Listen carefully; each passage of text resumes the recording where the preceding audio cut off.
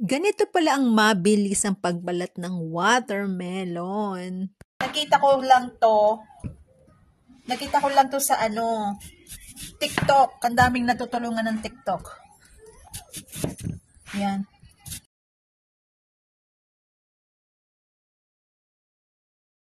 Ang bilis nito kaysa yung dati kong ginagawa.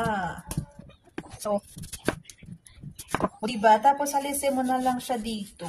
O diba? So, next, alisin nyo na lang yung white. So, mabilisan to. Tapos, hiwain nyo lang siya ng ganyan. O diba? Mas mabilis to, grabe. Dati, Diyos ko. O diba? Tignan nyo to. O diba? Kuha tayo sa gitna. O diba? Masyadong mahaba ang gagawin ko na lang. Malinis yung kamay ko. Kakalahatiin ko siyang ganito. Ayun. So, ayun. Tapos, ito transfer ko na lang sa container bagong hugas kasi to. So, eto na yung finished product. O, diba? Ang ganda ng pagkakakat niya. O, diba? Yan lang ang may share ko for today. Thank you.